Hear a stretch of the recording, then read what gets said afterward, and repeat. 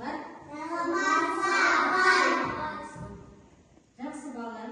Көңіл-күйіңіз қалай? Сабаққа дайынсыз ба? Қандай сабақ қазір? Өте жақсы. Жақсы балалар. Сабаққа дайын болсақ, ендеше сабағымызды бастаймыз.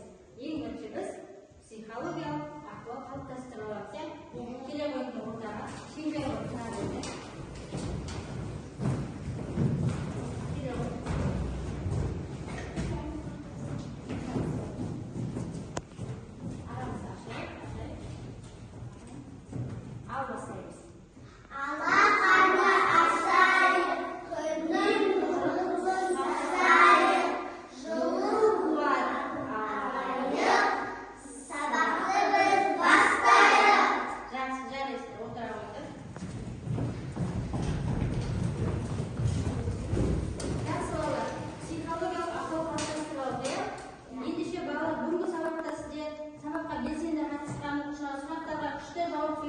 Осындай секер беріп отырам бе, осылай бағалап отырам.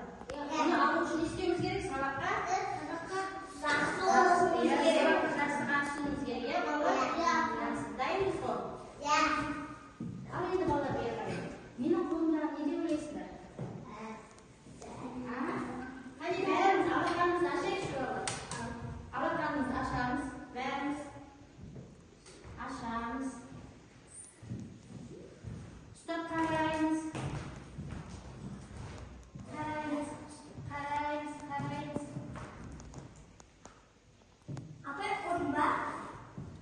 Не бұл балалар? Дән ба? Дән. Дұрыс айтасың. Не бұл? Бидайдың дәні ғой балалар, бидайдың дәні. Көрдік па? Қарайықшы балалар. Кішкентай, солай ма балалар? Қатты ма? Өте қатты. Балалар, осы бір түйір, қарайықшы балалар, бір түйір, бері қарайық балалар, бір түйір дәннен үлкен нан шығу үшін балалар, үлкен нан болу үшін ол жерде жатып, жердің астында жатып, күннен жылу алып, жаңбырдың суына шомылу керек екен. Оған оны күтіп баптайтын диқандар күтіп баптайды екен балалар. Ал балалар, осы кішкентай бір түйір дәннен балалар, тыңдап отырмыз ба? Бір түйір дәннен жұмсақ нан шығу үшін, нан қалай шығады деп ойлайсыңдар? Осы бір түйір дәннен жұмсақ нан, қалай шығады деп ойлайсыңдар? Оған кімдер көмектеседі? Осы сұраққа балалар жауап алу үшін, осы сұрақтың шешімін бүгінгі өтетін мәтінімізден табатын боламыз. Ендеше балалар, бүгінгі сабағымыздың тақырыбы сөйлем нанды қадірлейік деп аталады. Нанды қадірлейік. Наурыздың 43-ші сабақ сөйлем нанды қадірлейік. Балалар, бері қарай. Мұқият.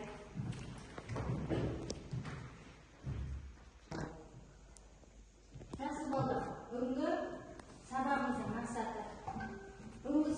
мақсаты балалар, мәтінді жақсы етіп түсініп оқимыз және орны ауысқан сөздерден сөйлем құрап жазатын боламыз. Бүгінгі сабақтың мақсаты. Түсінікті ме балалар? Жақсы, енді бүгінгі сабақта байланысты сіздерге бейнеролик алып келдім. Жақсы етіп тыңдап аламыз. Тыңдап көреміз. Қазір сұрақтар қойылады.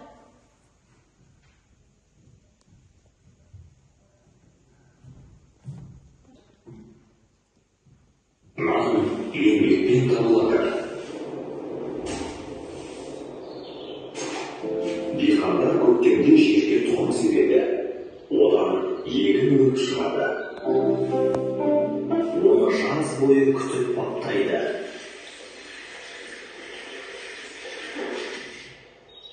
Күзде астықты комбайнмен орып алады. Содан соң машинамен қабылдау орындарына жеткізеді. Бидайдан ұн тартады. Ұннан неше түрлі нан пісіреді. Мұның бәрі адамдардың еңбегі. Сондықтан да нанды қадірлеуіміз керек. Көріп қойып алып.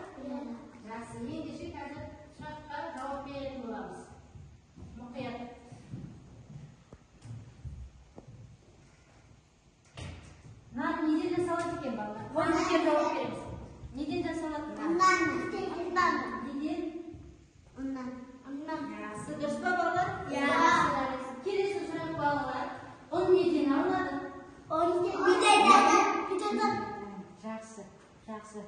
Жауап берейін оқушыларға берейін. Келесі бала. Келесі. Нан диқандарға қандай еңбекпен келеді? Не істейді екен диқандар? Күтіп, бақтайды, үлкен еңбекпен келеді. Ал жақсы, келесі сұрақ балалар. Егіншілер көктемде не істейді?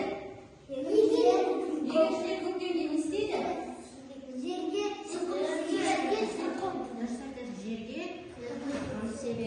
тұқым себеді. Жақсы, тамаша. Келесі сұрақ. Астықты қалай жинайды?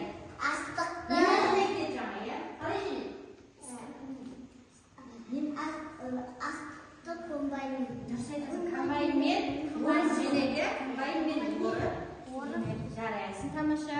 Келесі. Мәтін неліктен нанды қадірлейік деп аталған бала? Неліктен қадірлеуіміз керек екен? Қандай еңбекпен келеді де жаңа айтты ғой? Қандай еңбекпен келеді?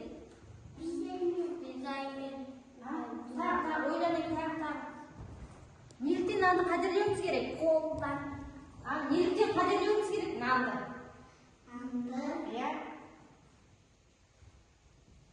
Қандай істейді? Қадірлі. Сондықтан нанды қадірлеуіміз керек, балалар. Жаңа айтылды ғой, ең бірінші көктемде не істейді деді? Көктемде ең бірінші жерге тұқым себеді. Кім себеді? Күтіп бақтайды. Кім?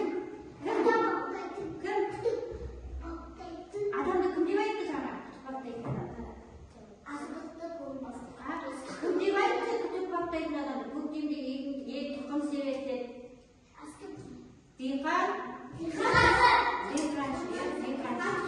Диқаншы егінді күтіп бақтайды екен. Ал жақсы, күтіп бақтайды. Содан кейін не істейді деді? Таз бойы күтейді, бақтайды. Содан кейін қай кезде жинап алады? Бидайды. Қай кезде жинап алады? Күзде жинап алады деді, күзде жинап алады. Ал ол жинап алған балалар, бері қарай, бидайды жинап алып қайда барады? Бидайды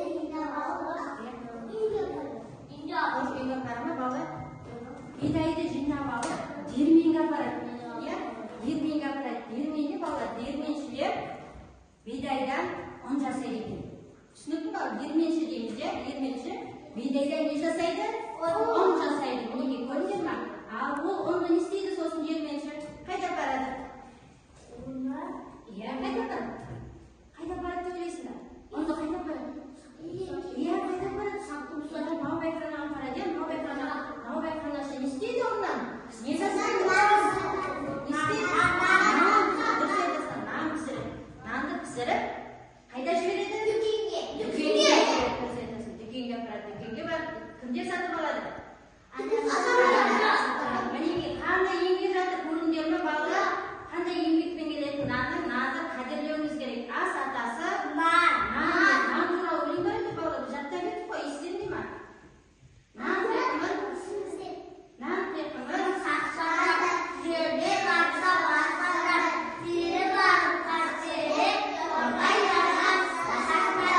Жарайсыңдар бала, бәріміз несімізде қалдық, бәріміз бағалап жіберейік осы жерде. Керемет қатысып отырсыңдар, жарайсыңдар.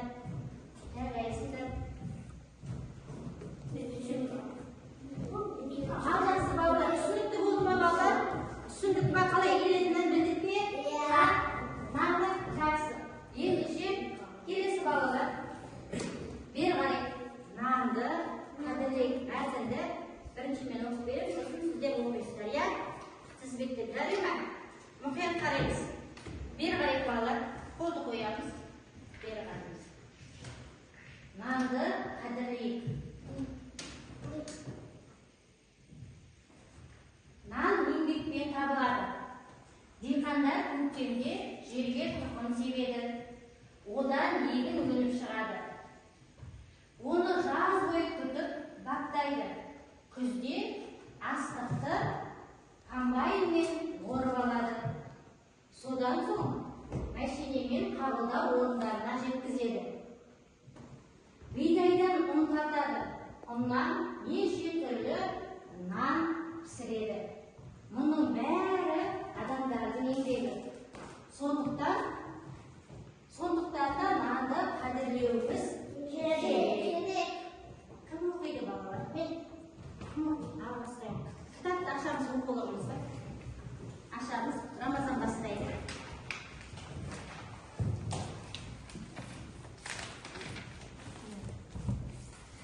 Бәріміз қарап отырамыз, тізбектеп оқимыз қазір. Иә балалар? Қазір таптық па? Ашып алайық. 62-ші бет. Таптық па балалар? Ашамыз. 62-ші бет.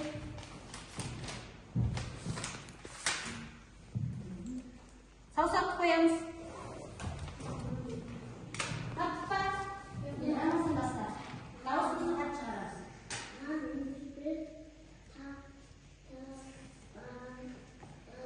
Табылады. Нан еңбекпен табылады. Дауысын шығарады.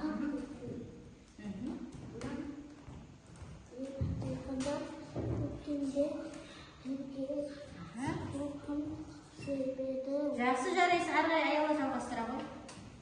Одан егін өніп шығады. Оны жаз бойы күтіп баптайып жүде астықты көмбаймен орып алады.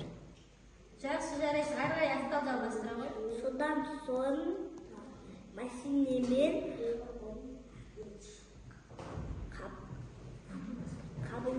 қабылдау орындарына жеткізеді. Жақсы жарайсың. Ары қарай аяла жалғастыра ғой. Бидайдан ұн тартады. Бидайдан ұн тартады. Ары қарай. Санжар, жақсы жарайсың, ары қарай. Дауысын шығар. Ұннан неше түрлі нан пісіреді. Дұрыс айтасың. Ұннан неше түрлі нан пісіреді. Жақсы, ары қарай инабат жалғастыра ғой. Әңгімемен.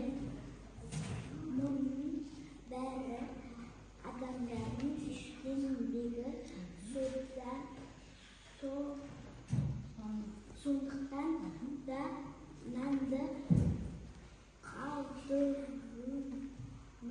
қадірлеуіміз керек. Иә, мұның бәрі адамдардың еңбегі. Сондықтан да нанды қадірлеуіміз керек. Жақсы жарайсың. Балалар, жақсы бері қарай. Оқыдық қой бәріміз, иә? Жақсы, керек. Ендеше балалар, мана айттық қой сөйлем. Сөйлем дегеніміз не еді балалар? Өстіп қой. Иә, сөйлем сөздерден құралады. Сөйлем сөздерден құралады. Сөйлемдегі сөздер бір-біріне бөлек жазылады. Мысалы, қарайшы балалар. Балалар мектепте келді десек қосын жазмай сөздер бөлек-бөлек жазылады, иә? Ал сөйлемнің бірінші сөзі міндетті түрде бас әріпте басталып жазылады, иә? Сөйлемнен соң не қойылады балалар?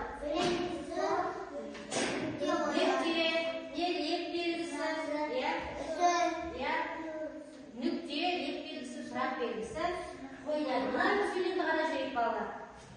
Наннан үлкен ас жоқ. Иә, сөздер қалай жазылған? Сөйлемнің бірінші әріпі бас әріппен бастап жазылған. Ал бірге жазылып тұр ма сөздер қосылып тұр ма? Бөлек жазылып тұр, иә? Бөлек жазылып тұр. Не қойыпты сөйлем соңына? Нүкте қойыпты, иә? Наннан үлкен ас жоқ. Ал осы сөйлемде неше сөз бар? Төрт сөз. Бір, екі, үш.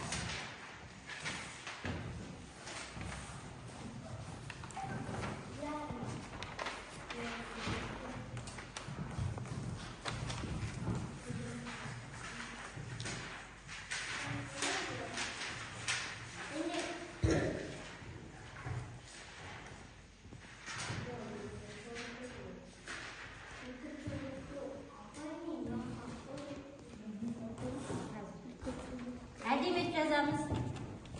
Қалай отырамыз?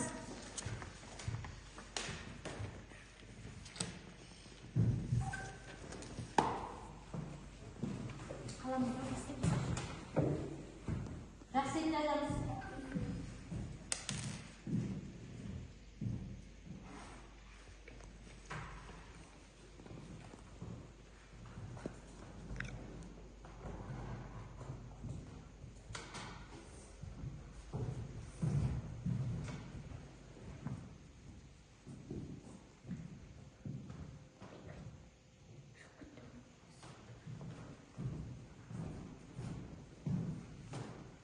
Болдың ба енді?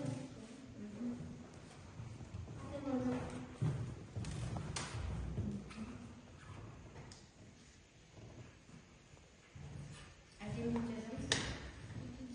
Қалай болды? Екінші жаттығу кітапқа қараймыз балалар.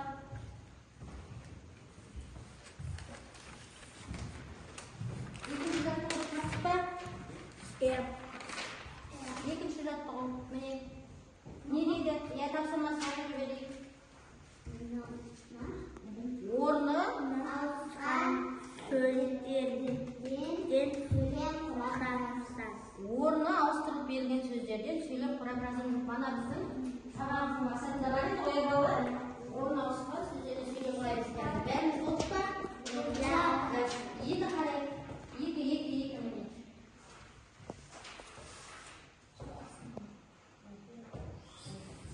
Таптық па?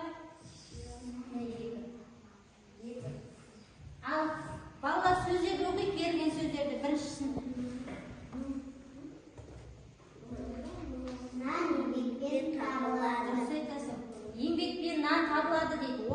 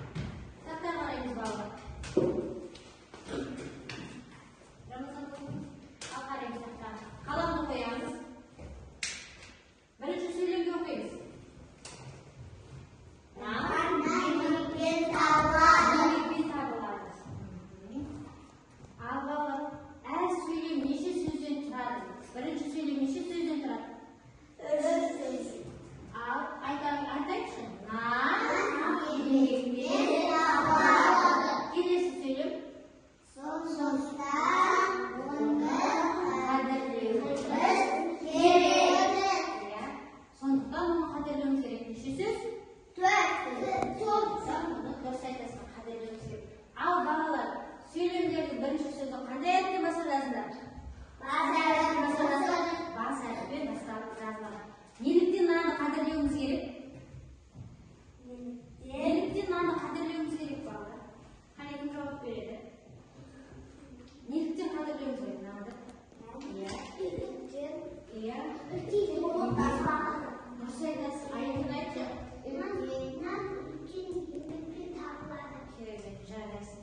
Kelесі сұрақ балалар. Еңбекпен табылған нанның дәмі қандай болады? Тәтті болады. Толық жауап берейік. Еңбекпен табылған нанның дәмі тәтті болады. Жақсы бала. Оны жазып болдық, иә балалар? Енді шаршаған шығармыз. Бәріміз сергі алайық. Орнымыздан тұрайық. Сол орнымыздан тұрайық. Балалар бері қарайық. Қазір сергі аламыз, иә? Енді дән септік дегенде қолымызды не істейміз? Қалайша істейміз дәнді? Иә, жыбырлатамыз, иә, саусақтарымыздың басын. Келесі күн шықты дегенде қолымызды осылай былғаймыз. Жаңбыр жауды дегенде не істейміз балалар? Қандай болып жатыр жаңбыр? Міне, қолымыз. Келесі бидай өсті. Бидай өсті, жайқалып өсіп тұр. Келесі нан болды дегенде шапалақтаймыз. Жарай ма? Ал кеттік. Дайынбыз ба? Дән септік. Жерге дән септік. Себеміз дәнді. Сыйландыңыз ба? Келесі күн шықты. Күлеміз, күн шықты. Жаңбыр жауды.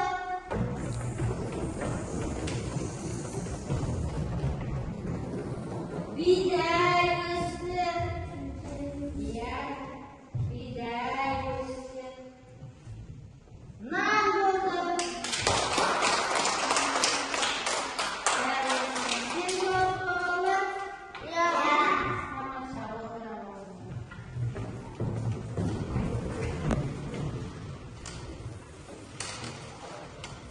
Жақсы балалар, қазір топтық тапсырма орындаймыз, иә? Алдымызбен. Диқаншылар тобы. Диқаншылар тобы, сіздер мына жерде сызба берілген, иә? Сызбаны көріп сол сурет пен сызбаға сәйкес сөйлем құрап жазамыз. Иә? Иә. Сендерге тапсырма.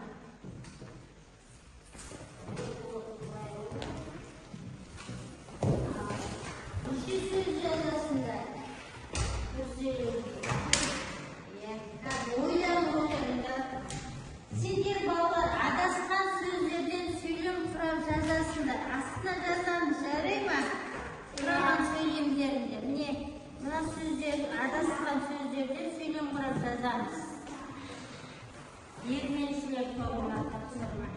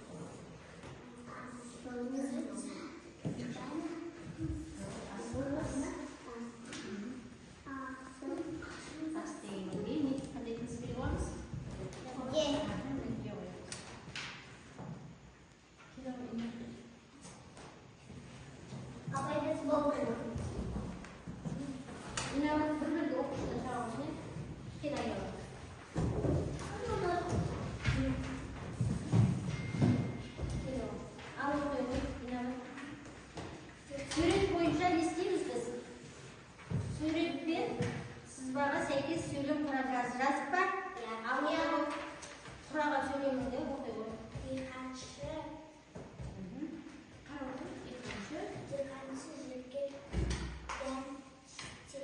Диқаншы жерге дән септі дейді. Балалар дұрыс па? Сызбада не қарайшы? Неше сөз болу керек дейді? Дұрыс па? Жақсы. Сөйлемнің басарыпы, сөйлемде сөз басарыппен бастап жазылады. Жазып па қараңдар? Басарыппен бастап жазып па? Дұрыс па? Жақсы. Жарайсыңдар. Келесі. Сіздерге тапсырма адасқан сөздерден істейміз, сөйлем құрап жазамыз. Оқи оқи сөйлем. Көктемде жерге тоқым себеді. Онан төлі нан пісіреді. Нан ардақты асты ас. Жарайсыңдар. Өте жақсы. Керемет, тамаша. Жарайсыңдар. Ал балалар, бір-бірімізді бағалап жүрейік. Екінші топ, бірінші топты бағалаймыз басқарма арқылы. Бағалаймыз. Тапсырма дұрыс орындады ма? Жақсы жарайсыңдар. Сіздер бағалайсыздар екінші топты. Дұрыс орындады ғой, балалар? Жақсы жарайсыздар. Мен де бағалап жіберейін сіздерді. Тамаша, жарайсыңдар.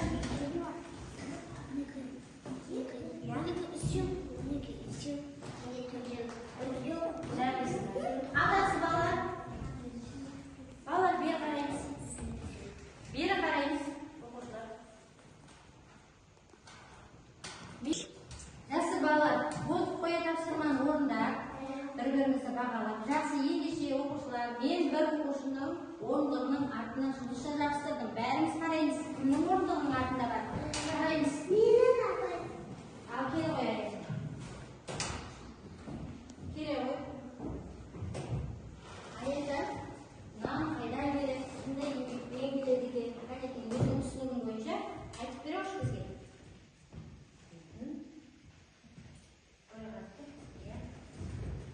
Қай мезгілде тұқым себеміз? Дәнді қай мезгілде тастаймыз? Көктемде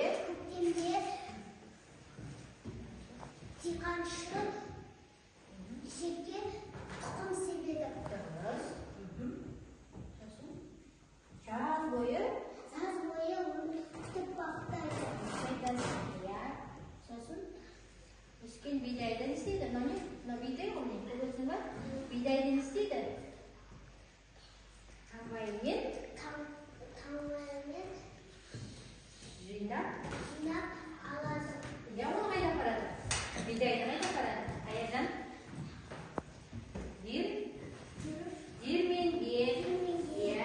Дерменшілер не істейді бидайды? Бидайды ұн жасайды. Ұнды не істейді? Сосын дерменшілер қайда апарады? Наубайханаға. Наубайханашылар не істейді ұннан? Нан пісіреді, Ал сосын не істейді? Наубайханашы нан пісіреді. Оны дүкенге берді, дүкенге тапсырады, Піскен нанды сосын адамдар не істейді? Дүкеннен сатып алады екен. Жақсы, жарайсың. Мінеки көрді ме? Дастарханға қалай келетін көрдік пе? Нанның балалар қандай еңбекпен келеді екен? Үлкен еңбекпен. Көрді ме? Оның артында қандай жұмыс бар? Көптеген адамдар еңбек етеді. Көрдіңдер ме? Түсінікті болды ма балалар сабақ? Жақсы, жарайсыңдар. Ендеше балалар ары қарай тапсырма. Бекіту тапсырмасы балалар. Қазір сұрақтарға жауап береміз, Қолымызды көтеріп жауап береміз. Дайынбыз ба? Диқандар көктемде жерге не себеді? Қолымызды көтеріп жауап береміз. Аяла. Көрейік, қайсы балалар. Бұл не балалар? Дұрыс па екен жауабы? Дән, жақсы, жарайсың. Ары қарай келесі сұрақ. Тыңдап отырыңыз. Балалар, оны жаз бойы күтіп баптайтын кім?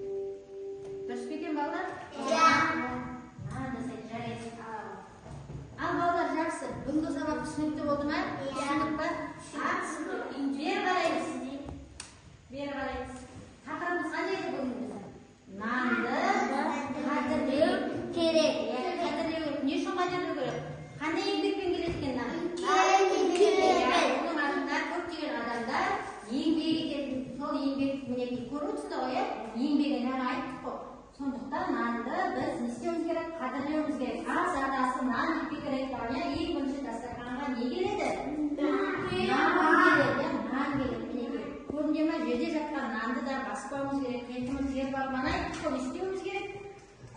Иә? Қорғайларға, құстарға да беруіміз керек екен, мінекей. Түсінікті ма балалар, нашы қандай еңбекпен келетінін? Түсіндің бе ғой, иә? Жақсы. Сіздер қандай топ едіңдер? Диірменшілер. Диірменші деген кім дедік? Иә, кім бұл диірменші? Қарай суретке, кім бұл диірменші? Иә? Бидайды не жасайды? Бидайдан ұн жасайтын адамды кім дейміз екен? Диірменші. Диқаншы деген кім екен балалар? Мына топтан сұрайық. Иә, білмесе көмектесіп, диқаншы деген кімді айтамыз? Иә, не істеп жатыр диқаншы? Иә? Иә, жерге тұқым сеуіп жатыр, иә? Оны кім дейді екенбіз? Егінді күтіп баптайтын диқаншы. Жақсы, жарайсың. Бұл нұсқаға түсінікті болды ма балалар? Ендеше балалар, келесі бізде рефлексия. Бері қараймыз. Шам әдісі арқылы балалар, мына жерде қараймыз, қызымдағы сабақты түсінбедім. Келесі сұрақтарым бар. Бұлар кейін сабақты түсіндім. Басамыз мынаны, иә? Бір-бірлеп келіп.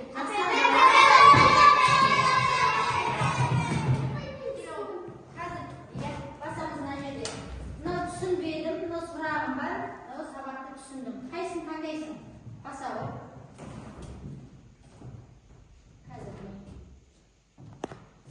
Сабақты түсіндім дейді Рамазан. Келесі.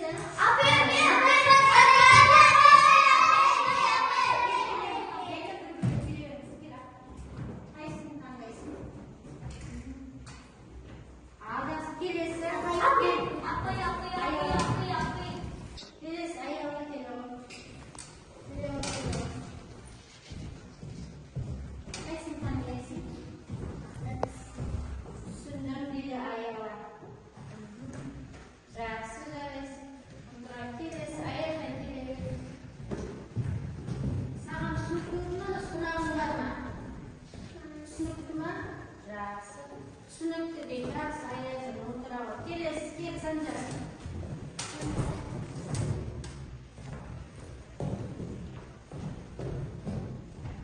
Қайсысын таңдаймыз? Түсінікті дейді, сабақ жақсы жарайсың. Келесі, Дина бар.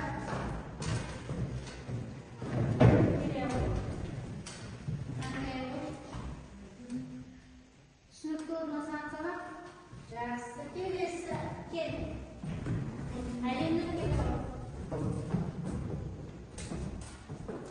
Қайсысын таңдаймыз?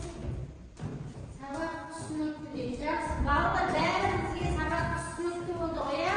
Бәріміз түсіндік. Жақсы, жарайсыңдар. Жақсы, балалар, бәріміз алдымыздағы стикеріміз санайық. Кімде нешеу? Менде